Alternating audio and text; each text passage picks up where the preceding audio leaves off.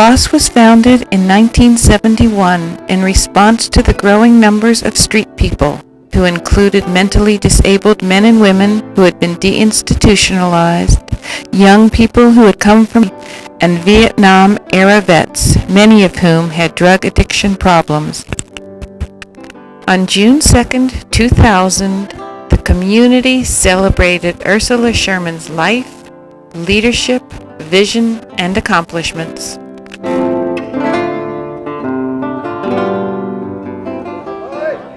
So I thought about the first time that I met Ursula, and it was a long time ago.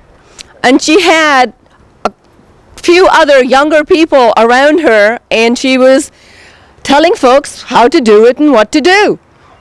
And 30 years later, she's still telling us how to do it and what to do. And I love her for that, because she's a visionary. I know she raised me. She thinks she only has 2 children, but she's got many, many, many kids. Ursula's been an incredible inspiration for all of us when there was just 5 staff, and now that there's 200, that each person in the organization really knows about Ursula because she's been consistent, she's been there, she's a great problem solver. What should people be doing? Be responsible. Keep your eyes open. If you see something is wrong, do something about it. Don't just say, oh, well, maybe somebody else will. I really believe in the importance of volunteers, of people able to change the world. And if one person says, no, I don't like this is not good, there's always somebody else who will follow and say, that's right, I don't like it either. And so that's really important, that somebody see and notice and move, and other people will also move. I was taught at Wisconsin that if you wanted to get to know your community, you should volunteer. That was a new concept, but I liked it, so I did. I went to the Nuremberg trials soon after I graduated from college. I worked there for a year. I looked at enormous numbers of documents, and I saw such things as a list of diet numbers arranged by values of human beings. The British and the Norwegians got the most. The Russians and the Poles got the least. These are prisoners of war, totally illegal. You don't do that. And of course the Jews weren't listed. I learned that once you decide that some people are worth less than others, you've lost it right there. And I also learned that there but for the grace of God went I was one of those people who were low on the list. But it means something else too. If you're going to say there but for the grace of God go I, and you know that there are no dogs or Jews allowed in the park, it also forces you to question a rule in Berkeley at one point, no people sitting on sidewalks. And that seemed to me as close as those other rules.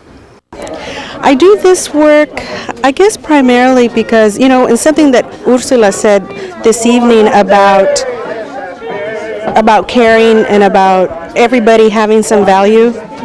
And what has always disturbed me is that folks on the street, really, society and just people around, really don't place a lot of value on their lives, and I find that extremely disturbing. Fast forward, Hillel Streetwork Project.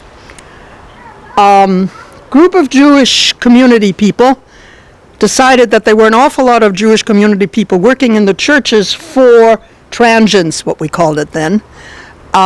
Free clinic, free food, youth alternatives, I'm sure I've forgotten half a dozen, free church. And we decided we ought to do our part as a Jewish community. So we decided what? Oh, we'd feed people lunch, because there wasn't any food during the day. You could get dinner.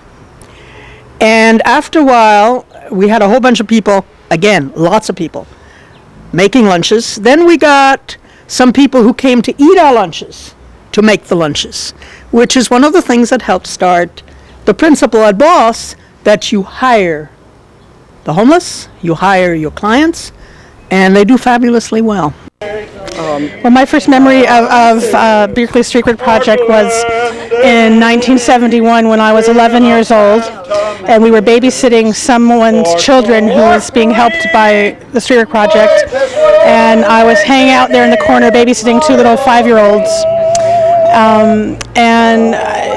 Berkeley Street Work Project turned into BOSS. When I was in 1987, I was working at a summer camp and we needed to go somewhere and show them something about the homeless population.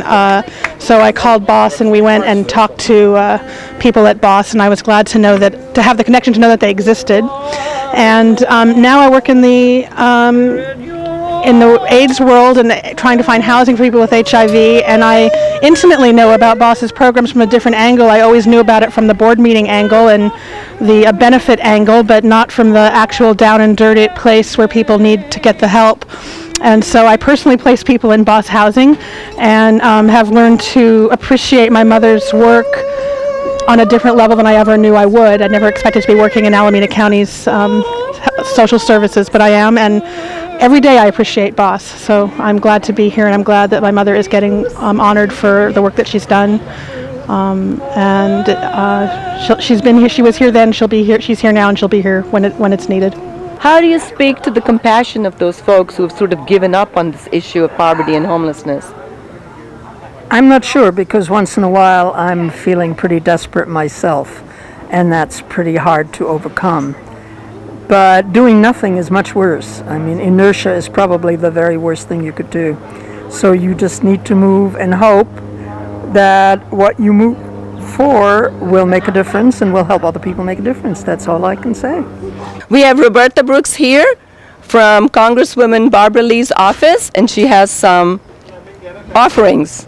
Congresswoman Lee is very sorry she can't be here this afternoon, but she said make sure that you get everything done for Ursula, and that includes something that's going into the congressional record. Mr. Speaker, I rise today to salute and congratulate and honor Ursula Sherman. Ms. Sherman has been a founding and active board member of Building Opportunities for Self-Sufficiency, BOSS, for more than 29 years. Ms. Sherman came to California in 1938 after her family spent 5 years in Paris as refugees from Nazi Germany. She learned the importance of volunteerism as an undergraduate at the University of Wisconsin and during her year as a researcher at the Nuremberg trials, where she fully grasped the concept that there but for the grace of God go I. Ms. Sherman became an advocate for youth as a children's librarian and University of California at Berkeley visiting lecturer. In her, quote, other vocation as a community activist organizer, she worked hard at integrating Berkeley schools in the late 60s. She and members of the Jewish community organized the Hillel Street Work Project, which later became Building Opportunities for Self-Sufficiency, or BOSS. This organization continues to serve the homeless and mentally disabled populations in the East Bay thanks to her leadership 29 years ago. In addition to her work in BOSS, Ms. Sherman is also a past or current board member of such organizations as the Jewish Music Festival, the Traveling Jewish Theater, the American Jewish Congress of Northern California, and the Berkeley Public Library Foundation. In honor of Ms. Sherman's many contributions to our community, BOSS is hosting a tea ceremony in her honor at the Rose Garden Inn in Berkeley, California. Proceeds from this event will benefit BOSS's 21st Century Charitable Fund, which is dedicated to ending poverty and homelessness in our community. I proudly join the friends and colleagues of Ursula Sherman in recognizing her community leadership and activism, as well as celebrating her many years of extraordinary service to the people and organizations of the East Bay.